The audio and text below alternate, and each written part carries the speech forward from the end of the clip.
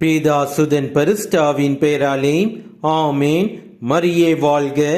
இன்றைய வார்த்தை: ஆண்டவர் எந்த மனிதரின் தீச்செயலை கருத்தில் கொள்ளவில்லையோ அவர் பேறு பெற்றவர். Blessed is the one whose sin the Lord will never count against them. ரோமையர் அதிகாரம் 4 வசனம் 8. நீங்கள் வாழ்வில் செய்த பாவ செயல்களை நினைத்துக் கொண்டே உங்கள் வாழ்வை வீணாக்கி விடாதீர்கள். கடந்ததை மறந்து புதிய நல்ல காரியங்களை செய்ய திட்டமிட்டு நன்மை செய்யுங்கள். உங்கள் பழைய வாழ்க்கை மறக்கப்பட்டு விட்டது. புதிய வாழ்க்கையை நம் கடவுள் இயேசு கிறிஸ்து ஆசீர்வதித்து உங்களை புதிய சிந்தனை உள்ள சிறந்த மனிதர்களாக உயர்த்துவார். இயேசுவுக்கே புகழ். மரியே வாழ்க. ஆமேன்.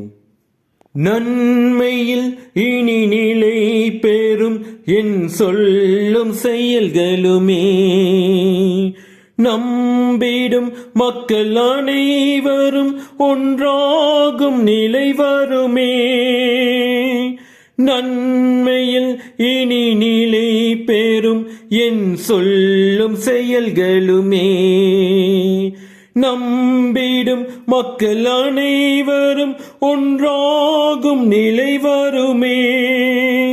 வென்றிடும் புது விந்தைகள் உம்மை புகழ்ந்திடுமே.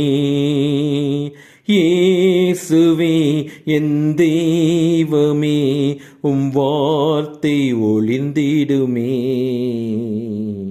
இயேசுவே உந்தன் வார்த்தையால் வாழ்வு வளம் பெறுமே.